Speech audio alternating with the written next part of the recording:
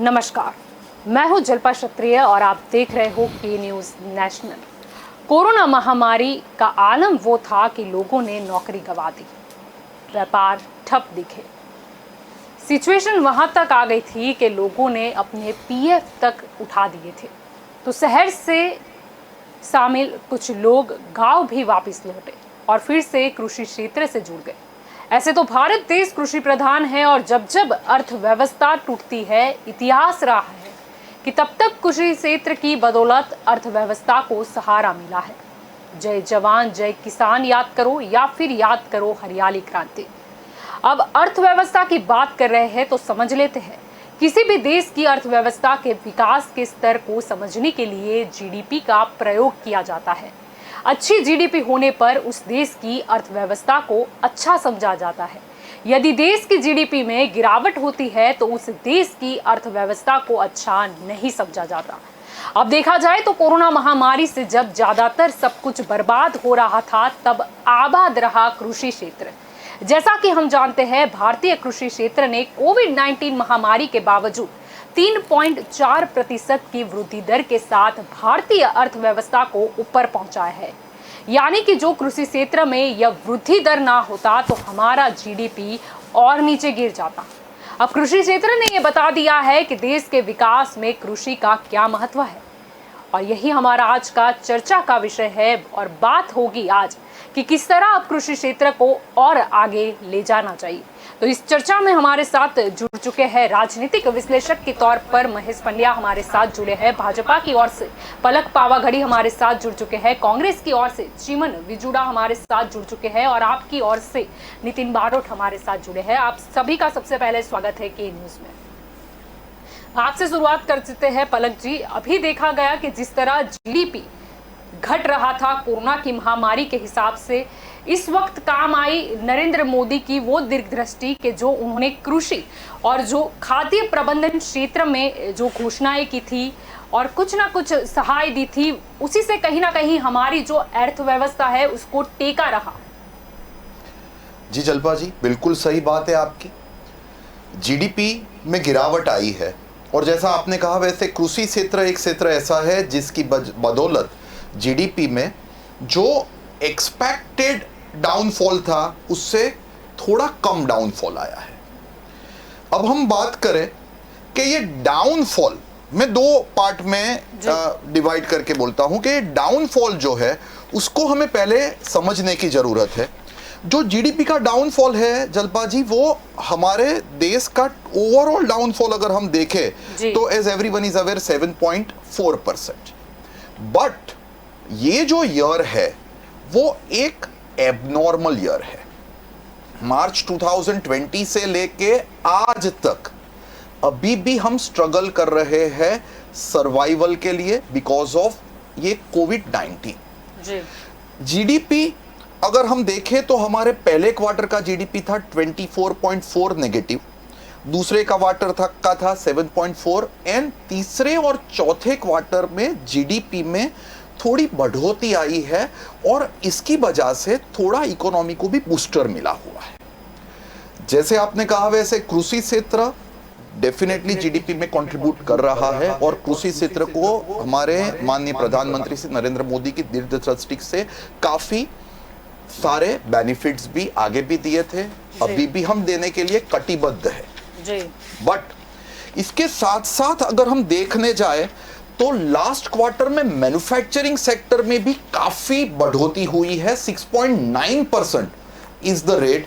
And construction sector, real estate, आपने अभी देखा ही है हमारे यहाँ पे कि रियल एस्टेट में भी काफी बढ़ोतरी हुई है एंड उसकी वजह से भी हम लोग इसको कंट्रोल करने में, मैं ऐसा नहीं कह रहा हूं कि बहुत बड़ा कुछ अचीव कर लिया है, बट ये महामारी की सिचुएशन में जो भी कर सकते थे वो करने का प्रयत्न किया हुआ है। जी चिमन जी, आपकी ओर आना चाहूंगी। अगर देखा जाए तो 1961 हो, 1965 हो, 1979 हो या 1980 हो, वहां पर भी जब जब अर्थतंत्र गिर रहा था, अर्थव्यवस्था गिर रही थी, तब भी कृषि और ग्रामीण जो जीवन शैली है उसी ने बचाया था। जी जल्पा जी, सबसे पहले तो मैं दो शब्द दोहराना चाहूँगा कि बहुत बड़े अर्थशास्त्री और हमारे पीएम और पूर्व मुख्यमंत्री गुजरात के, उन्होंने एक बार कहा था कि जीडीपी उसी देश की गिरती है कि जहां सबसे ज़्यादा भ्रष्टाचार हो या चरम सीमा पर हो। तो आज मुझे इसलिए याद आया है क्योंकि आज के दिन -7.3 जीडीपी जब गिरी है, तो जो मोदी जी ने बोला था, मुझे वो सही लग रहा है कि भ्रष्टाचार ज़्यादा बढ़ा है, इसी की वजह से बढ़ी होगी, क्योंकि ये उनका ही सेंटेंस है, मेरा खुद का नहीं है।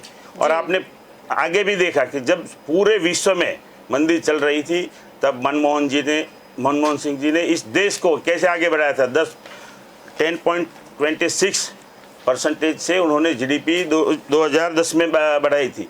तो सोचने की बात यह है कि जब आप में सोच हो कि देश को आगे बढ़ाना है, इसके लिए कुछ सोचते हो। जी लेकिन मुझे पूरा जैसे कि बात हुई 1961 की, 65 की, 79 हो या 80 हो, उस ईयर में भी अर्थव्यवस्था है वो कहीं ना कहीं डाउन जा रही थी। क्या उस वक्त भी कारण भ्रष्टाचारी था और जिसे कृषि और ग्रामीण ने संभाला था? नहीं, 41 साल 41 ईयर में पहली बार इतनी जीडीपी नीचे गई है। जो जनता सरकार में 5.3 गिरी थी और आज गिरी है 7.3।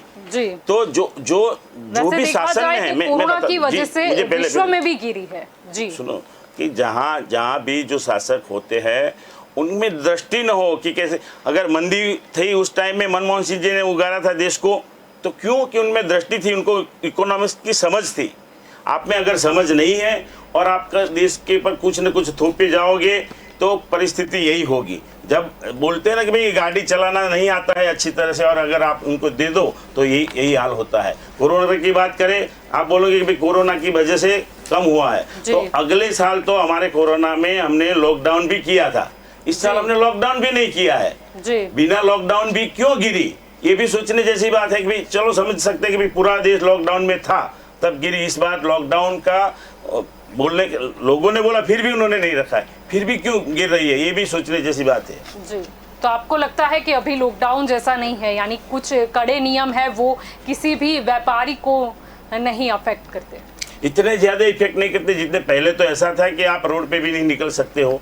अभी तो आपने टाइम गुजरात की बात करें तो अभी का जो टाइम है तो 3 बजे तक आप व्यापार कर सकते हो, रात को 8-9 बजे तक निकल सकते हो। ये थे पहले इतने लॉकडाउन, पूरा जो पहले की जो सिस्टम थी उसमें पूरा लॉकडाउन था, कहीं कोई भी चीज़ आप नहीं करते तो मजदूरी। इस बार को आपने मान लो कि इंफ्रास्ट्रक्चर है या बिल्डिंग कंस्ट्रक्शन जो है उसमें भी आपने छूट दी है कि भाई उसमें भी लोग काम कर सकेंगे, ये सब है।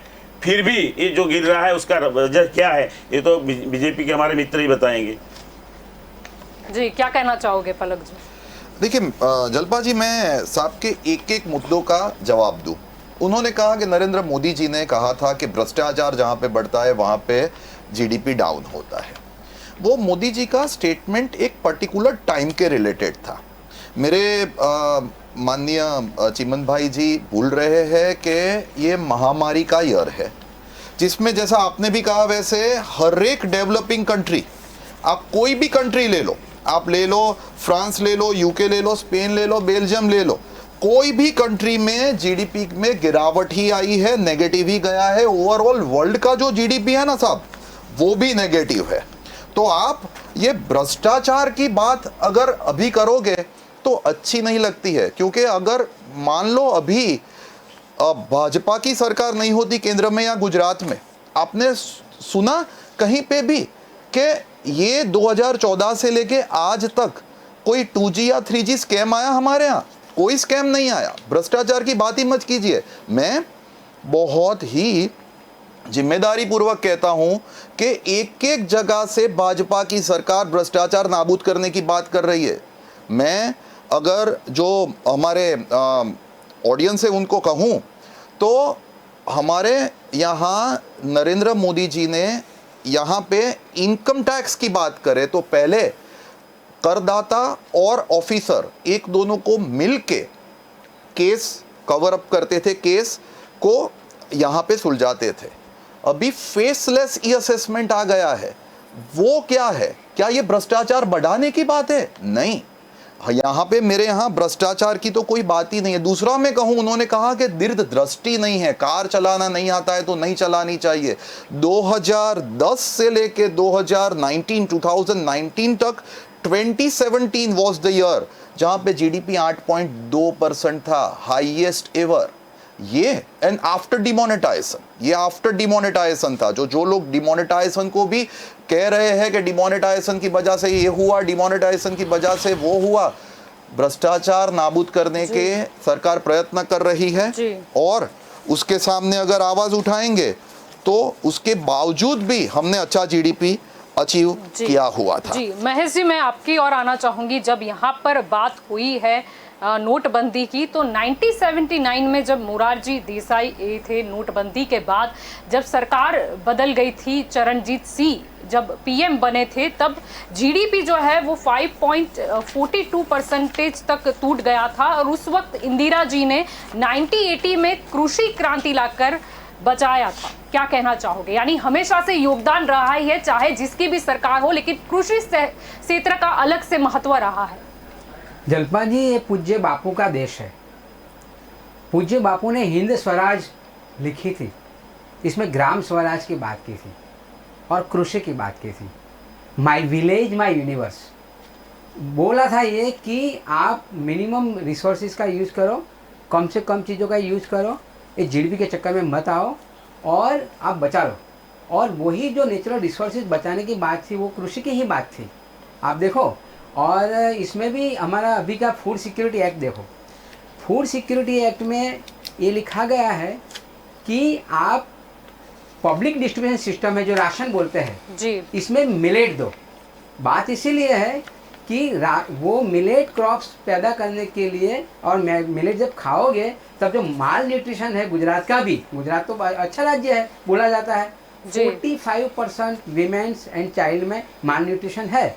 यदि आप मिलेट क्रॉप्स बढ़ाओगे, पीडीएस सिस्टम में डालोगे, तो ये माल न्यूट्रिशन नहीं होगा तो हेल्थ का खर्चा नहीं होगा, तो जीडीपी तो अपने आप बढ़ेगी। तो ये जो ख्याल है वो करने की आवश्यकता है। आज हम देखते हैं कि कॉमर्शियलाइजेशन ऑफ द एग्रीकल्चर जा रहे हैं, 5 ट्रिलियन अमेरिकन डॉलर की ओर जा रहे हैं। हम जीडीपी को भी देखते हैं, जीडीपी को छोड़ो। आज आपने जो शुरू में बोला कि जब लॉकडाउन हुआ तब लोगों की नज़र, श्रमिकों की नज़र अपने गांव की ओर, गांव में कुछ मिल जाएगा, ये होता है। और इसीलिए बापू ने बोला था कि माई विलेज माई यूनिवर्स। ऐसा नहीं बोला था कि विश्व के साथ संबंध मत रखो, लेकिन वो कंसेप्ट वो था। आज का कंसेप्ट है ज़्यादा से ज़्यादा प्रोडक्शन करो, वेस्टेज करो, क्या कि ज़्यादा जनरेशन हो, एम्प्लॉयमेंट बढ़े और जीडीपी बढ़े। ये कंसेप्ट ही गलत है आज का इकोनॉमी का। वही है कि हमारी जो पद्धति रूरल बेस्ड इकोनॉमी थी, उसकी जो पद्धति थी कि जिसके पास एनिमल नहीं थे वो भी ग्रेजिंग लैंड में, अपने खेत नहीं होने के बावजूद वो जाते थे ग्रेजिंग करने के लिए और आमदनी करते थे। वेस्टलैंड में से जलपा जी हमारी ग्रामीण महिलाएं कुछ न कुछ जो ग्रामीण फल होते हैं वो बेचते थे, इसमें आमदनी होती थी, उसके पास खेत भी नहीं होता था। लेकिन आज हमने जमीन को भी कमोडिटी समझ के बैठे हैं, उसको भी कमर्शलाइजेशन का मोड़ पकड़ा है और इसकी वजह से प्रॉब्लम हुआ है। लेकिन आज भी आपने बोला सही विषय पकड़ा है कि एग्रीकल्चर को एग्रीकल्चर ही रहने दो और एग्रीकल्चर को आप कमर्शलाइजेशन में मत ले जाओ यार। और मिलेट जो हमारा क्रॉप्स था उसको लाओ। और दूसरी बात मुझे ये बोलनी है कि अभी महामारी भले हो, लेकिन जो मनरेगा की जो सिस्टम है उसको आप उसके साथ जोड़ लोगे कि भी आप बाजरा लाओ, जुआर लाओ, डांगी, कोदरी, बंटी, बावटा, ये सब क्रॉप्स का लाओ और मनरेगा के साथ जोड़ दो, तो ये जो आपको 2000 देने पड़ते हैं कि किसानों को, ये नहीं देने पड़ेंगे। अपने आप किसान आत्मनिर्भर हो जाएगा क्योंकि मनरेगा सिस्टम से और मिलेट क्रॉप्स बढ़ेगा तो उसको जो पोषक तत्व भी मिलेगा। तो ये आवश्यकता आज के ज़माने में है। तो लेकिन मैं फिर से के न्यूज़ को अभिनंदन देता हूँ क्योंकि बहुत अच्छा एक समझने का, जो सोचने का सब्जेक्ट है वो चयन किया है। जी नितिन जी, आपकी ओर आना चाहूंगी। ऐसे देखा जाए तो अभी कृषि क्षेत्र में आम आदमी पार्टी मतलब उस हिसाब से दूसरी पार्टी के मुकाबले देखा जाए तो नहीं है, कुछ खास योगदान नहीं रहा है। लेकिन कहीं ना कहीं किसानों पर राजनीति नहीं होनी चाहिए। कृषि क्षेत्र की अगर हम बात करें तो दूसरे देशों से अगर हम कंपैरिजन करें तो अभी भी हम 50 साल पीछे हैं। यानी कहीं ना कहीं अब कृषि क्षेत्र में भी नए सुधार समय के हिसाब से लाने होंगे। जो किसानों के हित में भी हो और देश के हित में हो, वो सबसे पहले? नहीं जल्पा जी, आपको मैं एक तो पहले बता दूं, जीडीपी की जो बात छेड़ी है उसमें अपने टोटल देश की 100% जो कंट्रीब्यूशन है उसमें कंस्ट्रक्शन से 7% जीडीपी है, जिसके अंदर रोजगार है पर वो भी इतनी रोजगारी नहीं मिल रही। मैन्युफैक्चरिंग इंडस्ट्री में 15% है और एग्रीकल्चर इंडस्ट्री जो खेत पैदाश उसकी 20% अपने जीडीपी में कंट्रीब्यूशन है और 41% लोग उसी एग्रीकल्चर से जुड़े हुए हैं और उसमें से ही वो आमदनी करते हैं। आप दूसरी बात बताओ कि जो जिस टाइम पे जीडीपी मतलब 10% से ज़्यादा थी मनमोहन जी की सरकार, मतलब 2004 से लेके 2014 तक की बात करें तो उसमें मनमोहन जी की सरकार ने करीबन 77,000 करोड़ सब्सिडी दी थी जो एग्रीकल्चर रिलेटेड होती है, वो मतलब 600% थी, जिसकी वजह से वो जीडीपी बढ़ी थी। अब 20% लोगों मतलब जो 20% कंट्रीब्यूशन है उसमें मैक्सिमम आया था और वही चीज आप दूसरी 2014 से लेकर 2020 तक सिर्फ 2.22% सब्सिडी एग्रीकल्चर को मिली है, जिसके बावजूद आप देखोगे जो खेडूत है वो आत्महत्या कर रहे हैं, उस पे ऊपर भारी कर्जा लगा है, खेडूत आंदोलन पे भी उतरे हुए हैं, मतलब उनकी जो काफी जो प्राइवेटाइजेशन जो एग्रीकल्चर को करना है उस चीज को लेके। तो आप ये ओवरऑल देखेंगे ना तो जो गिरता जीडीपी है जिसके 20% जीडीपी में कंट्रीब्यूशन है, वो इंडस्ट्री कहीं ना कहीं बहुत कम पैदाश हुई है, भले ही अपने माने के उसमें हुआ पर 20% जीडीपी में बहुत ही गिरावट आई है, जिसकी वजह से अपनी ये जीडीपी बहुत माइनस रही। हाँ कोरोना रहा, ये रहा, इंडस्ट्रीज बंद रही, काफी दुकानें बंद रही, उसकी वजह से तो गिरा ही है, लेकिन जो एग्रीकल्चर में गिरावट आई है वो इम्पोर्टेंट है, वो बहुत ही असर मानते हो कि कहीं ना कहीं जो आंदोलन या जो भी राजनीति हुई कृषि कानून के रिलेटेड उससे लॉस हुआ है? हाँ, और खेडूतों को जो बेनिफिट मिलना चाहिए वो लास्ट 6 साल में नहीं मिला है, वो उनके पन्नों पे ही लिखा हुआ है, उन्होंने क्या दिया वो लिखा हुआ है। जी पलक जी, आपकी ओर आना चाहूंगी। जब यहाँ पर मुद्दा उठाई है कृषि कानून का, तो आपको मैं बता देना चाहूँ कहीं ना कहीं किसानों को आज़ाद करने की बात थी नए कृषि कानून में, और कांग्रेस काल में भी हमने देखा था कि सोनिया जी ने भी एक बार बयान दिया था कि अब कृषि जो कानून है उसमें सुधार की आवश्यकता है ताकि हमारे जो किसान भाई है वो और ज़्यादा मजबूताई से आगे बढ़े। और इसी के चलते कृषि कानून आखिरकार लाया गया। पहले बोला जाता था कि ये अचानक से क्या हुआ, कोरोना काल में इसकी क्या आवश्यकता थी, लेकिन अभी अगर जीडीपी का हम कैलकुलेशन देखें तब पता चला कि कृषि जो क्षेत्र है उसकी वजह से हमारा अर्थ जो तंत्र है वो कहीं ना कहीं टिका हुआ नजर आया, यानी कि उन्हें सहारा मिला। अब जब तक किसानों को एमआरपी की बात थी, ये कायदे लाए गए मतलब किसान को स्वनिर्भर बनाने के, क्योंकि छत बनाने के से पहले हमें ये नहीं सोचना चाहिए कि छत बनाएंगे तो शायद घिर जाएगी, इससे हमारा सिर फूट जाएगा। कृषि कानून आए उसके बाद देखना होगा कि सही में क्या है, इसका प्लस पॉइंट है या माइनस पॉइंट है, या फिर कोई अगर दिक्कत है तो उसे क्लोज वाइज चर्चा का विषय उस पर बनता है। क्या कहना चाहोगे? देखिए, जैसे नितिन जी ने कहा, मैं उनकी एक बात का समर्थन करूंगा जी कि भले कृषि में जो जीडीपी में कृषि का कंट्रीब्यूशन है वो परसेंटेज वाइज कम हो, बट एम्प्लॉयमेंट जनरेशन वाइज में हमारी कंट्री में कृषि आज भी नंबर 1 पे है। और जैसा आपने आगे बोला वैसे कि लोग यहाँ से कृषि क्षेत्र में जा रहे हैं जब कोई सहारा ना बचा, जब कोई सहारा ना मिले तो। जहां तक उनकी दूसरी बात थी कि 2014 के बाद गिरावट आई, मैं उनसे बिल्कुल सहमत नहीं हूं। इसलिए मैं बिल्कुल सहमत नहीं हूं क्योंकि 2014 के बाद ही हमारे यहां हाईएस्ट एफडीआई भी आई। हाँ, ये कृषि मुद्दा नहीं है, बट अगर आप हर एक जगह पे ऐसा कंपैरिजन करोगे 2014 के बाद ये हुआ, 2014 के बाद वो हुआ, तो उससे मैं सहमत नहीं हूं। जब बात आए कृषि कायदे की, तो उसमें केंद्र सरकार कायदे के ऊपर चर्चा विमर्श करने के लिए काफी बार गए और उसका कोई सुझाव और अदर उसका कुछ अभी आई वुड से सॉल्यूशन नहीं आ रहा है। हम लोग केंद्र सरकार अपनी तरीके से जो फार्मर्स है उनके सपोर्ट में ही ये कायदे लाई है। जी। और जैसा आपने कहा वैसे छत बच जाने से पहले ही अगर हम सोचेंगे कि ये छत बनने के बाद गिरेगी, उससे पानी टपकेगा, तो पहले ये तो देखिए कि छत क्या बन रही है, और वही नहीं देखोगे तो उसमें फायदे का सवाल नहीं है। एक और मुद्दा भी यहाँ पे मैं जोड़ूंगा जी कि कृषि क्षेत्र में तो जो हमारा आज का मुद्दा है कि कृषि क्षेत्र जीडीपी में अच्छा कंट्रीब्यूट कर रहा है, और उसकी वजह से ही हम यहाँ पे ओवरऑल जो जीडीपी है उसमें इतनी गिरावट नहीं आई है। जी। तो ये कहना भी सही नहीं होगा कि कृषि क्षेत्र ये कायदे की वजह से कृषि क्षेत्र में प्रॉब्लम है और उसकी वजह से जीडीपी गिर रहा है। जी, आपकी ओर आना चाहूंगी चिमन जी। यहाँ पर जब बात हो रही है कृषि का क्या योगदान रहा है हमारी अर्थव्यवस्था के लिए, तो कांग्रेस शासन में भी कई बार जीडीपी टूटती हुई नजर आई है, और उस वक्त भी सहारा लिया गया था यही कृषि क्षेत्र का। मैं बात करूं तो कांग्रेस ने हमेशा कृषि क्षेत्र की पहले से चिंता की है, आगे से भी। हरित क्रांति की बात करें तो वो लाने वाला भी कांग्रेस ही था। किसानों को ये मान लो कि डीजल की सब्सिडी की हम बात करें तो अभी तक डीजल की सब्सिडी जो कांग्रेस सरकार में दी जा रही थी, भाजपा ने आके उसको ख़त्म कर दी।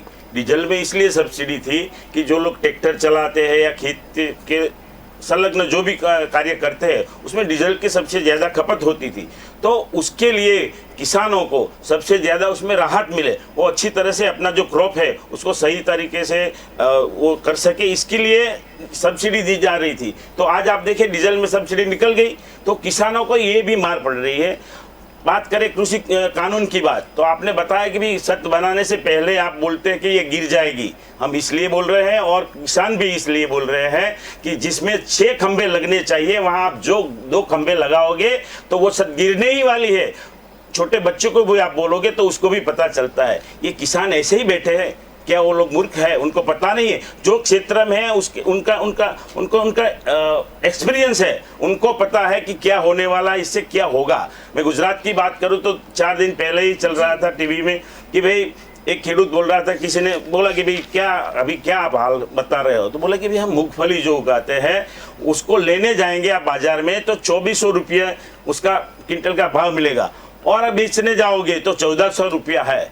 तो आपका कानून कहाँ है? कहाँ है सरकार? क्यों ऐसा हो रहा है? कानून पर तो रोक लगा दी गई है, सुनिए मुझे सुनिए तो सही मैडम जी कि जब 900 रुपया का इसके अंदर गैप है अभी, तो कैसे करोगे आप? इसको ही नहीं संभाल पा रहे हो तो नए कानून लाके क्या करोगे? इस देश में बहुत सारे कानून है मगर सबका इम्प्लीमेंटेशन कहाँ होता है? कहने का मतलब ये है कि किसी क्षेत्र को जो देना चाहिए ये सरकार नहीं दे रही है।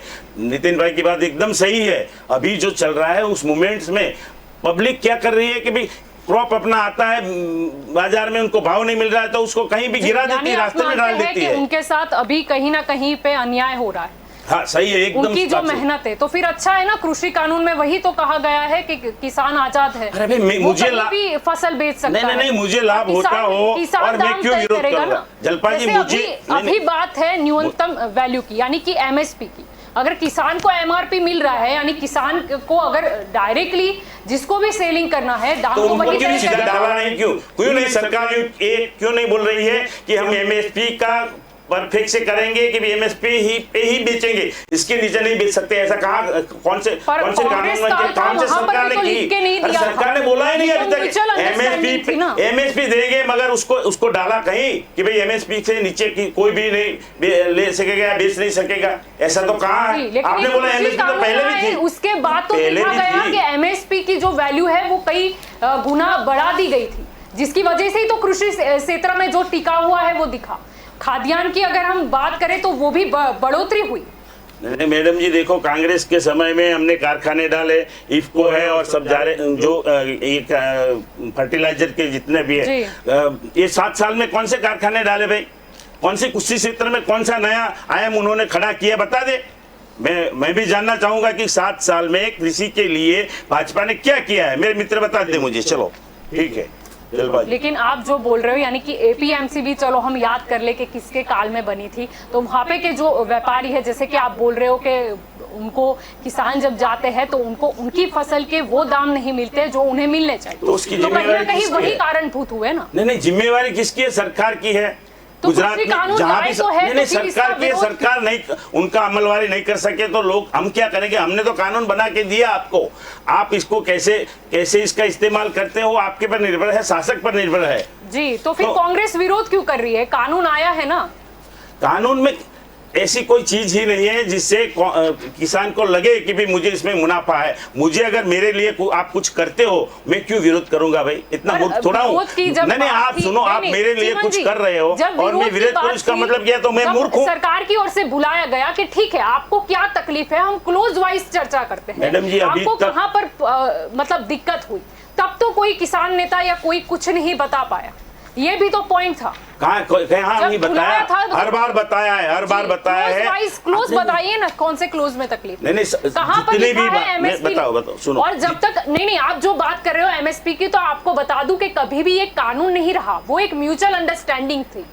वो किसान भाई आगे आए और हमारा कृषि क्षेत्र है वो ऐसे ही बरकरार रहे, उसके लिए आगे की सरकार भी एमएसपी देती आई थी और अभी भी, तब भी कानून नहीं बना था। और आप जो बात कर रहे हो कि नहीं अब आप लिख के ही दो, तो वो कभी हिस्सा रहा ही नहीं है। तो अभी क्या नया देने वाले हैं ये बताइए आप। अभी सरकार जो दे रही है कृषि कानून में, आप बताइए क्या नया दे रही है, बताओ। आप अगर बताइए ना। MSP सुनिए, नहीं, आप MSP जो बोल रहे हो MSP किसान हाँ, वही आजाद तो है, मैं बोल रहा हूँ। तो एमएसपी नहीं, अभी न्यूनतम वैल्यू यानी किसान न्यूनतम तक सीमित रहे, सपोर्टेड प्राइस तक सीमित रहे। क्या उसका मतलब अगर किसान अच्छी फसल उगाता है तो क्या एमआरपी पे कोई वो नहीं बेच सकता, यानी उसको वो दाम तय नहीं कर सकता? मैं यही तो बता रहा हूँ आपको कि अगर किसान और को कानून की बात है तो कौन सी एपीएमसी बंद हो गई, आप बताइए? कोई एपीएमसी बंद नहीं हुई। कृषि कानून आए उसके बाद भी हमें देखा है कि न्यूनतम वैल्यू दी ही है, अगर नहीं देनी होती तो तब भी नहीं देते ना। अरे भाई दी होती तो मैं जो बोल रहा हूँ अभी क्यों हो रहा है? जो 2400 में उसको बेचना चाहिए 1400 में क्यों चल रहा है? आप बोल रहे हैं कि चल रहा है, तो ऐसा क्यों है ये बताइए मुझे। जी अच्छा, फसल की गुणवत्ता पर डिपेंड करती है क्या प्राइस, या नहीं करती? तो आप तो हर बार बोलोगे कि फसल की गुणवत्ता सही नहीं है। क्यों नहीं है भाई? आप जब बेचने जाते हो, हम लेने जाते हैं तो सब फसल की गुणवत्ता सही है। अगर वो बेचने किसान बेचने जाता है तब बोलते हैं कि भाई सही नहीं है, ये कैसे चलेगा? पर ये जो उन्होंने जो डाला है मैं बता दूं, आंकड़े हैं वो तो बता रहे हैं कि काफी अच्छा कृषि कॉन्ट्रैक्ट फार्मिंग में कॉन्ट्रैक्ट फार्मिंग की बात बता दूं। कॉन्ट्रैक्ट फार्मिंग की जो ये बात कर रहे हैं कि कॉन्ट्रैक्ट फार्मिंग में पहले ये बताया था, हम आनंद की ही बात करते हैं कि वहां ऐसा बताया कि भैया कॉन्ट्रैक्ट फार्मिंग में है ये केले की जो फसल है हम लेंगे। केले की फसल जब तैयार हो गई और बाजार में बेचने गए तो उन्होंने 3 ग्रेड बनाए, A, B, C, D, और बोले कि भाई ये ग्रेड में जो है 5% ही है, बी ग्रेड में 10% है और 85% जो है वो आपकी गुणवत्ता के अनुसार नहीं, तो हम ये नहीं लेंगे। अगर किसान एक कॉन्ट्रैक्ट फार्मिंग करेगा और उसकी 85% जो चीज़ है उसको बेकार चले जाएगी।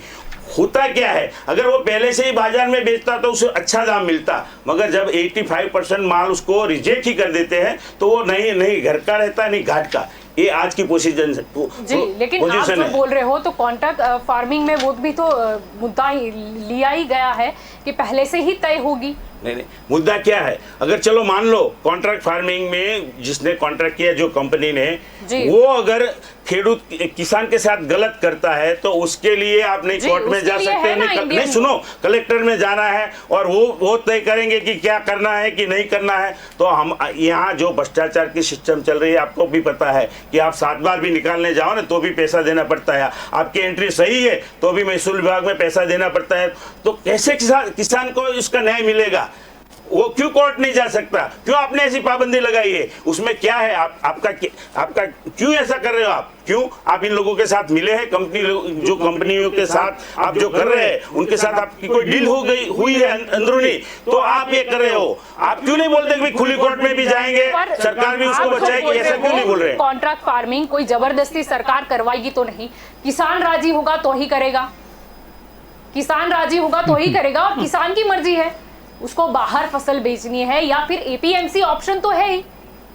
नहीं एपीएमसी इसमें ऑप्शन होता जबरदस्ती का नहीं मुद्दा है एपीएमसी नहीं बंद कि आप कॉन्ट्रैक्ट सुनिए हाँ जी। एपीएमसी ऑप्शन होता तो ये बंद करने की नौबत एपीएमसी बंद करने के लिए सरकार ने जो कार्यवाही चालू की क्या है बात कर वो रहे नहीं हो? करते APMC वो बंद नहीं हो गए। करते सही आप में क्या है बोल रहे सही हो? में बहुत सारी मैं आपको नहीं, डिटेल तो भी फिर- दे नहीं, सकता नहीं, तो फिर हूँ अभी सरकार अभी ने नहीं है मेरे वो पास जो अगर आप मॉडल बोलो बनाया वो तो किस लिए बनाया जिसमें एपीएमसी की पूरी हमें संख्या दिखती है, क्या कहना चाहोगे पलक जी?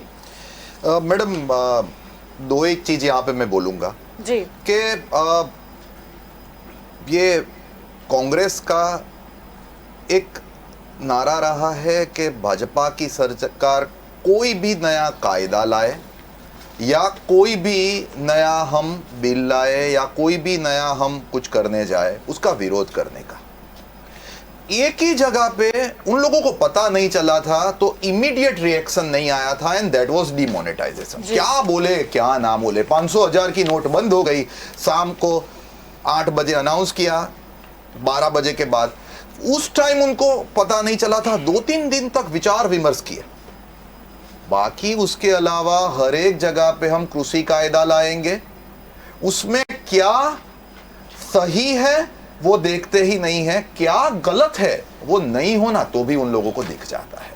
तो ये जैसा आपने बोला वैसे कहीं पे भी हमने एपीएमसी बंद करने की बात नहीं कही हुई कायदे में। अच्छा दूसरा, कहीं पे भी ऐसी बात नहीं है कि फार्मर्स का हक छीना जाएगा और उसी की वजह से आप देखिए तो जहां तक मेरा मानना है वहां तक गुजरात के जो खेडूत है उन्होंने ये प्रोटेस्ट का ज्यादा समर्थन नहीं किया है जी। काफी प्रयत्नों के बावजूद भी। वो कंट्रोवर्सी में, पॉलिटिकल कंट्रोवर्सी में मुझे नहीं जाना है, आज हमारा मुद्दा आज का बहुत अच्छा है जीडीपी एंड कृषि, तो उसके ऊपर मैं रहना चाहूंगा।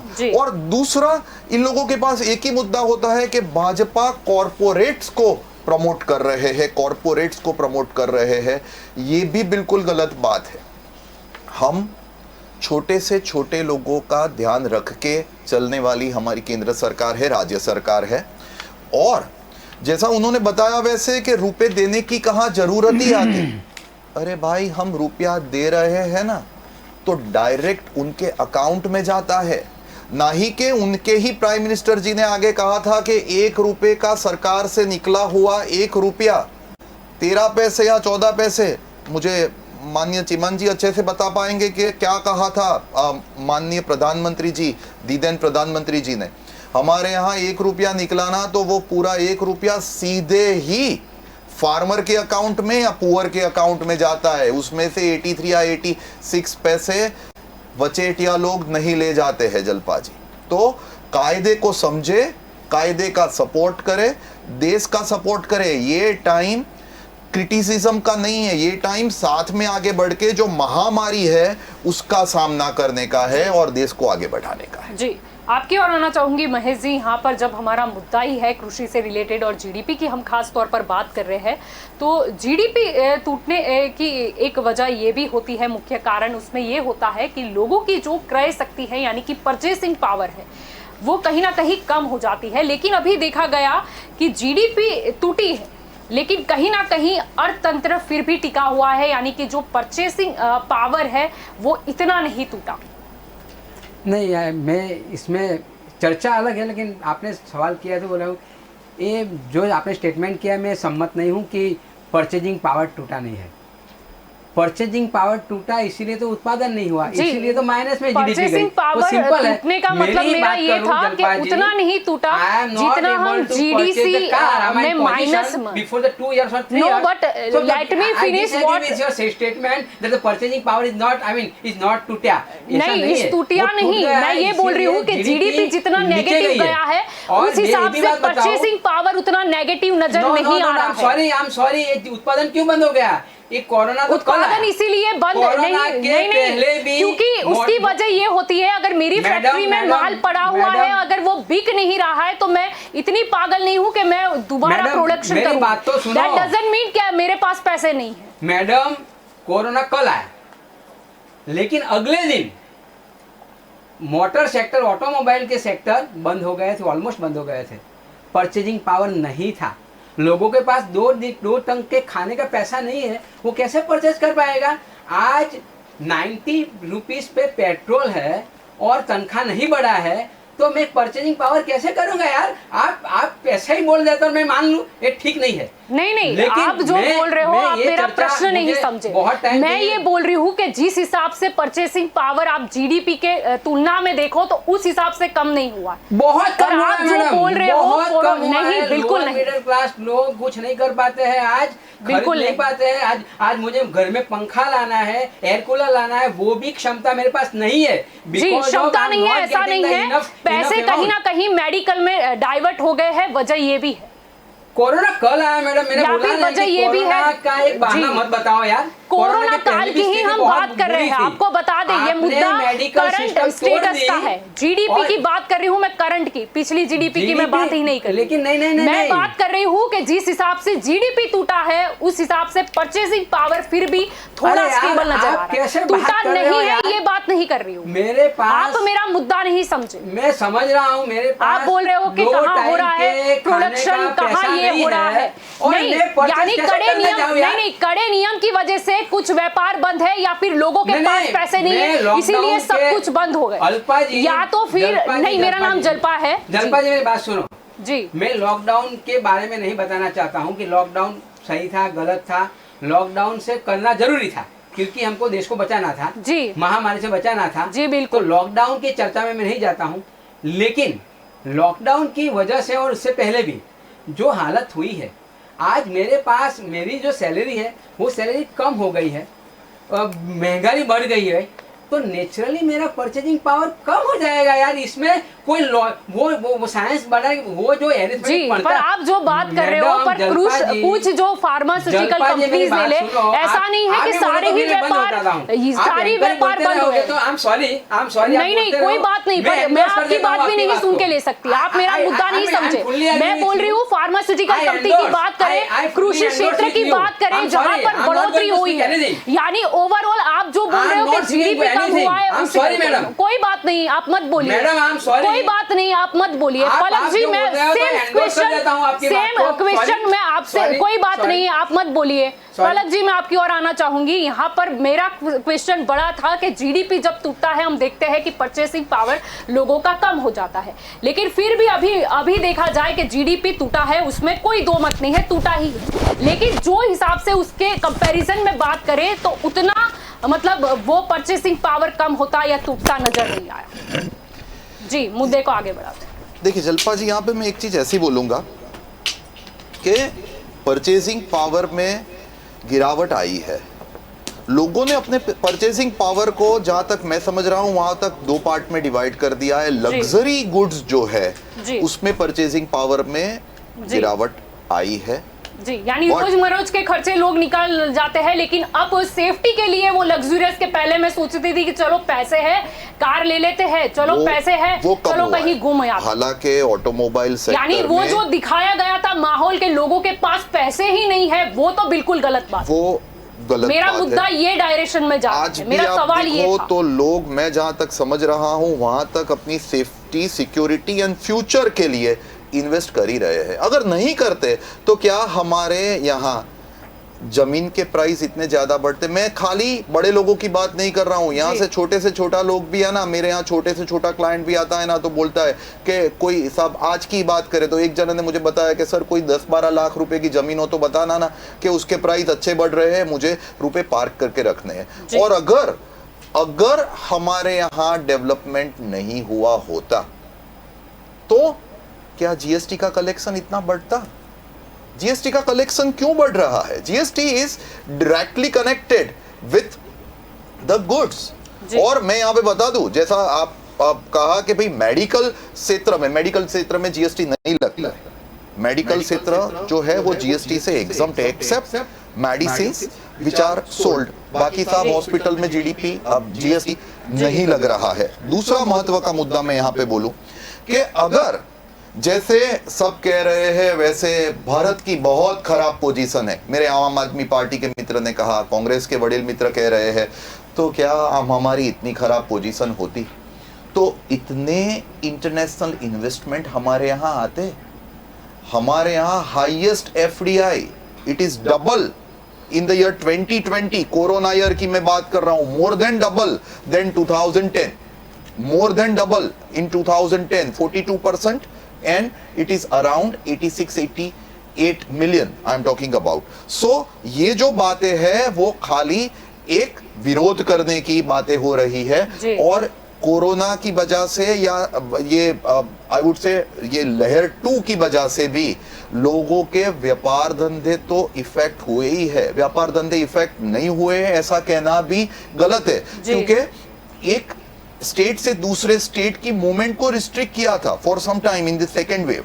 दूसरा, इंटरनेशनल फ्लाइट्स बंद है, तो इंटरनेशनल व्यापार नहीं हो रहा है, तो उसकी वजह से भी थोड़ी बहुत इंपैक्ट आई है, और वो सब की बावजूद भी हमने Q4 या Q3 में अच्छा ग्रोथ किया हुआ है। जी, पूछने का मुद्दा बड़ा सिंपल था, वो समझ नहीं पाए सवाल को। मेरा सवाल यही था कि जीडीपी टूटा है, परचेसिंग पावर कुछ लोगों का कम हुआ है, लेकिन जो हल्ला मचा था कि बिल्कुल ही हाँ, यानी जैसे कि हम बेकार बन चुके हैं, ऐसा भी नहीं। कुछ क्षेत्र तो फिर भी अभी भी ग्रोइंग स्टेज पर ही है, या फिर लोगों को कोरोना में सबक मिल चुका है कि हमको पैसे बचाने हैं। आपकी ओर आना चाहूंगी, नितिन जी आपकी ओर आना चाहूंगी। यहाँ पर जब परचेसिंग पावर की बात हो रही है, और ये भी देखा कि लोगों ने अपना जो प्रोविडेंट फंड है वो भी उठा लिए थे, यानी कोरोना की जो थी, लेकिन ये कहना भी बिल्कुल उचित नहीं है कि सारी क्षेत्र है वो डाउनवर्ड जा रहे हैं। क्या कहना चाहेंगे? नहीं चलपा जी, आपको एक बात बताऊं कि जो परचेजिंग पावर है ना, ऑफकोर्स बहुत ही नीचे आई है। हम ये गिन रहे, हमारे पलक भाई ये बोल रहे हैं कि बाहर से पैसा बहुत आया, FDI आई, पर मैं ये पूछना चाहता हूँ उसके सामने हमारे यहाँ लोग कितने लोगों को रोजगार मिला? बिल्कुल नहीं। ऊपर से जो थे वो भी बहुत कम हो गया।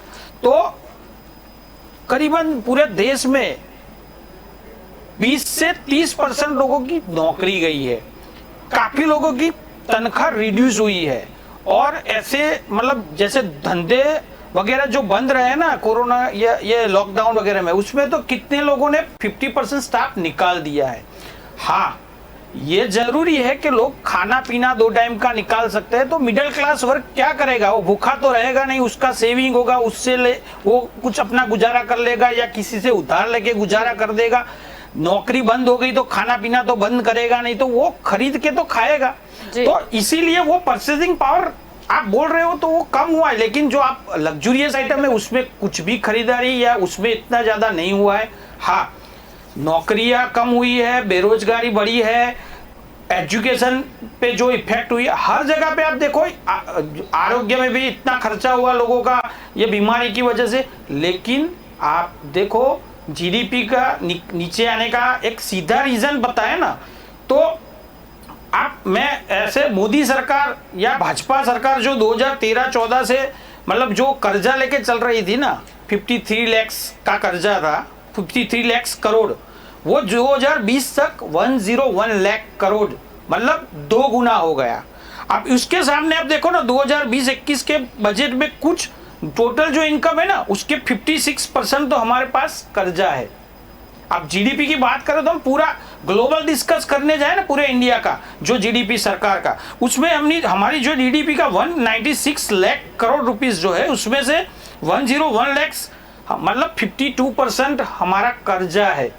और उसके अंदर आप अगर थोड़ा दूर जाए ना, तो भारत सरकार का जो टोटल खर्चा है ना 18%, उसमें से लोगों की इनकम में से मतलब जो टैक्स वसूल होता है ना वो भी 10% है, तो 8% का गैप रहता है। पर टोटल मिला के आप देखो ना, जीडीपी घटने का रीजन ये है कि बेरोजगारी बढ़ी, अपने उद्योग धंधे जो है वो मंद पड़े हैं, और ये 2 साल की इफेक्ट है, कोरोना की इफेक्ट है। पर ये एक दिन का काम नहीं है, ये आप 6-7 साल का टोटल काउंट करते हैं ना, उसके बाद ये होता है, एक दिन में ये नहीं होता है। इसीलिए पलक भाई ने बताया कि ये अप हुआ डाउन हुआ तो वो रहता है, पर अभी जो रिजल्ट है ना वो 7 साल का बाद में ये रिजल्ट है। क्षेत्र में बढ़ोतरी भी हुई है। हाँ, फार्मा की बात करें हम या फिर कृषि की बात करें, ऑफ कोर्स वो आरोग्य, वो कोरोना वजह से उसमें यहाँ पर चर्चा दोनों विषय पर। वैसे दंगल देश का में अभी वक्त हो चला है एक कॉमर्शियल ब्रेक का। ब्रेक के बाद हम फिर लौटेंगे और इस चर्चा को हम आगे बढ़ाएंगे।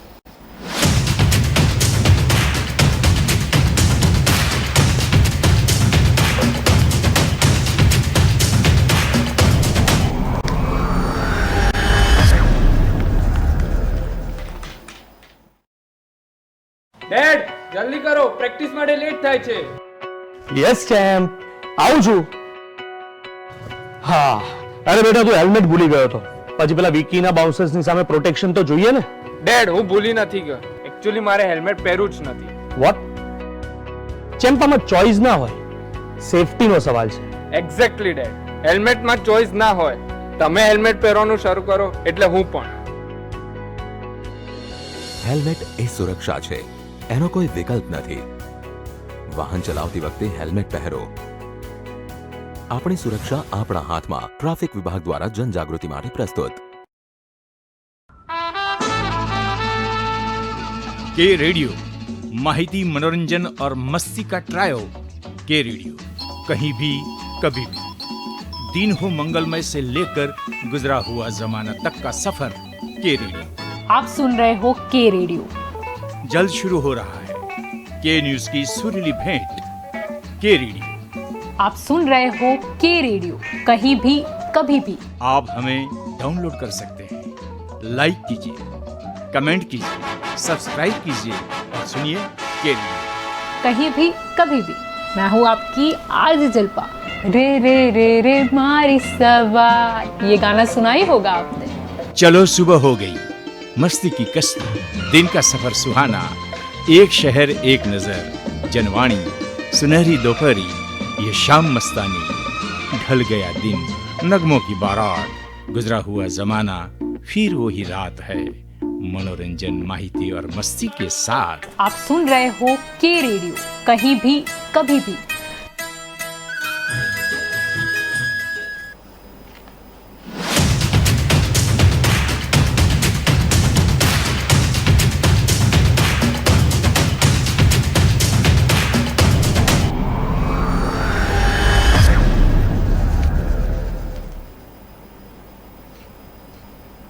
Welcome back. आप देख रहे हो दंगल देश का. तो इस चर्चा को हम अब आगे बढ़ाते हैं. आपकी ओर आना चाहूँगी चिमन भाई. अभी जब बात चल रही है जीडीपी की, हम जिस तरह से देख रहे हैं कि कृषि क्षेत्र का सहारा मिला हुआ है, इस हिसाब से देखा जाए तो आगे अगर आईटी क्षेत्र की बात करें तो वो भी काफ़ी इस दौरान काम लगा. वर्क फ्रॉम होम हो या कोई भी चीज़ हो. जी, पहले तो मैं आपका दो चीज़ें पर ध्यान आकर्षित करूँगा. सबसे पहले तो पलक जी ने अभी थोड़ी देर में बोला कि भाई जो विदेशी निवेश है वो 2 गुना हो गया है पहले से. तो अच्छी बात है भाई. अगर 2 गुना हुआ है तो जीडीपी क्यों गिर रही है भैया? मैं बोलूँ कि भाई मेरा अभी मेरी जो सैलरी है 5 लाख है, ठीक है, और अब मेरा खर्चा है 3 लाख रुपया. मेरे पास 2 लाख रुपया बचत है. फिर भी मैं पलक जी को बोलूं कि भैया महीने के अंत में बोलूं कि भैया जी 50,000 की ज़रूरत है, तो कोई भी मुझे बोलेगा कि भाई तेरा 5 लाख का तो सैलरी है, 3 लाख तू खर्च करता है, 2 लाख बचता है, फिर इससे क्यों लेता है, तू क्यों मांग रहा है?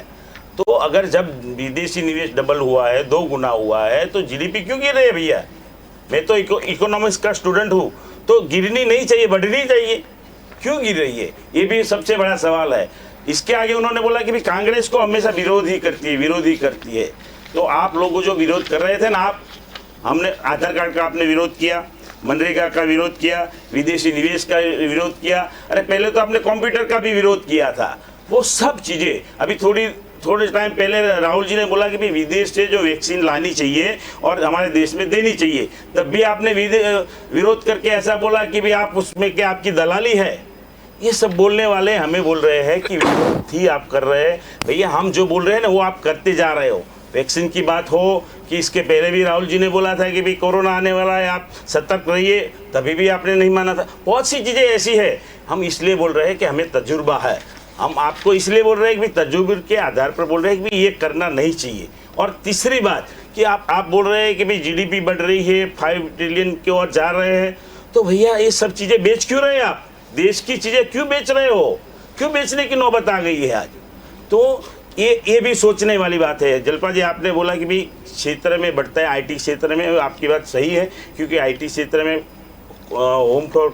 होम से जो काम करना है वो भी है, वर्क फ्रॉम होम भी है, और बहुत सी चीज़ें ऐसी कि भी बहुत सी चीज़ें में सिर्फ आप घर से ही कर सकते हो, तो उसकी वजह से भी उसमें हुआ है. कृषि क्षेत्र की बात करें तो वो क्या है, वो प्रक्रिया चलती ही रहती है, उसमें स्थगितता कम जी, कम आती यानी है। कुछ जो व्यापार है वो काफी हाँ, ठप गए तो- और कुछ को बढ़ोतरी भी मिली है, और उनके तीसरी लिए बात, ये आपत्ति अवसर अभी भी बढ़ी। बात हुई कि भी खर्च लोगों की खरीद शक्ति बढ़ी जी। है। तो आपको एक चीज भी बता दूं जी। कि एक हफ्ते के पहले ही गुजरात की बात करूं तो उसमें आया था कि भी जो दस्तावेज हो रहे हैं मिल्कत के वो बड़े हैं। क्यों बड़े हैं? इसलिए कि कोरोना काल में लोगों के पास पैसे नहीं थे तो उनको अपना घर भी बेचना पड़ा है, और वो बेच के भी जो भी उसका मरीज है, उसका जो स्वजन है, उसकी उनको दवा करने की ज़रूरत पड़ी थी। क्यों कि पहले तो ऐसा टाइम था कि रेमडेसिविर आपको चाहिए तो काला बाजारी में ही मिलता था, गवर्नमेंट पूरा नहीं दे रही थी, बेड नहीं दे रहे थे, ऑक्सीजन नहीं दे रहे थे। तो उस टाइम ऐसा भी हुआ कि लोगों को अपने आप खर्चा करना पड़ा, और वो खर्चा 2 लाख 5 लाख, जो छोटा आदमी है उसके लिए ये बहुत बड़ा खर्चा है। और म्यूकरमाइकोसिस की बात करें तो उसमें तो कम से कम मैं मानता हूँ 15 लाख के अगल बगल में खर्चा आता है, तो वो छोटा आदमी कैसे करेगा? और ये भी दौर आया कि वो इंजेक्शन भी नहीं मिल पा रहे थे। तो बहुत सी चीज़ें ऐसी भी है कि भी मिल्कत को बेच के भी अपने स्वजन को बचाने के लिए लोगों ने अपना घर बार बेचा है।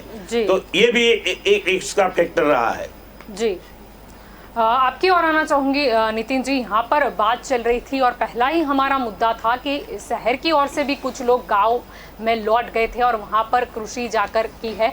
तो अब क्या लगता है कि कृषि क्षेत्र में मतलब बढ़ोतरी इसी तरह होती ही रहेगी, या फिर से वही कोरोना चला जाएगा और फिर से कृषि क्षेत्र हमें कहीं ना कहीं घिरता हुआ नजर आएगा? ये आपको जलपा जी इसमें 2 बातें हैं। एक तो लोग गांव की तरफ गए हैं, वो अपने एग्रीकल्चर जो खेती पैदाश वगैरह का जो काम है वो करने के लिए गए हैं, लेकिन उसमें भी ऐसा है कि कर्जे में भी डूबे हुए हैं, तो उनको शायद अपना खेत वगैरह जो किसी को कर्जे में मतलब दे दिया हो, और अगर वो काम भी करते हैं तो लेकिन इसमें एक चीज़ है कि वो लोग तो काम करेंगे लेकिन उसको एक सहारा चाहिए। एज ए फार्मर को थोड़ा टाइम, मतलब ये जो 1 डेढ़ साल 2 साल निकले हैं उनके लिए, तो मैं मोटी मोटी बात करूंगा 16/12/2020 को विश्व बैंक से हमने $40 करोड़ मतलब 3000 करोड़ लोन ली गवर्नमेंट ने, और वो इसीलिए ली कि गरीबों को सहाय करने के लिए ली। और ये मतलब विश्व बैंक से ये पैसे लेते हैं और सहाय अभी तक वहाँ पहुँची नहीं लोगों तक, मतलब बहुत ही कम पहुँची। दूसरा, अपना देश का जो मतलब सरकार के पास जो पैसे होने चाहिए उसमें उनको आरबीआई से भी 97 करोड़ पैसे लेने पड़े हैं। मतलब सरकार ऐसी होती है, वो टैक्स कलेक्ट करती है, पूरा पैसा सबसे कलेक्ट करती है और आरबीआई में वो एक फंड क्रिएट करती है।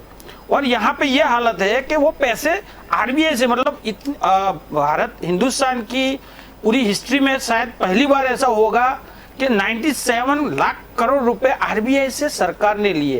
तो ये कहीं ना कहीं मतलब भविष्य के लिए एक ऐसी आपदा दिख रही है कि मतलब कुछ गड़बड़ है। सरकार ऐसे कहाँ पैसे निकाल रही है? गरीब तो गरीब ही रह रहा है, उसके पास पैसे पहुंच नहीं रहे। वर्ल्ड बैंक से लोन ले रहे हैं तो वो उनके पास पहुंच नहीं रही है। आरबीआई से भी पैसे ले रहे हैं, वहां पर भी तो पैसे जा कहाँ रहे? लोगों के पास तो नहीं पहुंच रहे। तो एग्रीकल्चर में जाके लोग काम करेंगे, ये करेंगे, लेकिन वही सवाल आ जाएगा कि उनको सस्टेन करने के लिए क्या किया जाए, क्योंकि वो सस्टेन नहीं हो पाएगा, वो आत्महत्या कर लेगा या फिर वो कैसे तैसे मतलब जी लेगा। तो ये सरकार की जिम्मेदारी बनती है कि उसके लिए कुछ अच्छे कदम उठाए, कुछ सहायता करे। जी, आखिरी सवाल आपसे रहेगा पलक जी, क्या कहना चाहोगे? यहाँ पर पूरी विशेष चर्चा हुई, हमने देखा कि जीडीपी में कुछ क्षेत्र की बात करें जैसे कृषि क्षेत्र है उसमें वृद्धि देखी गई, और भी कई क्षेत्र है जो आगे भी आए उनके लिए ये आपत्ति कहीं ना कहीं अवसर भी बने, और उससे ओवरऑल देश की जो अर्थव्यवस्था है या जीडीपी है उसको डायरेक्टली या इनडायरेक्टली फायदा भी हुआ, यानी कि बेनिफिट भी हुआ। अब मुद्दा यह है कि कृषि क्षेत्र को इसी तरह वृद्धि मिले, इसके लिए सरकार को भी कई और कदम उठाने होंगे। सरकार कृषि क्षेत्र को सपोर्ट करने के लिए पूरी तरीके से कटिबद्ध है जलपा जी। ये कटिबद्धता के लिए बस मुझे खाली एक ही चीज़ कहनी है कि एक पॉजिटिव अप्रोच ऑपोजिशन रखे, वो बहुत ज़रूरी है।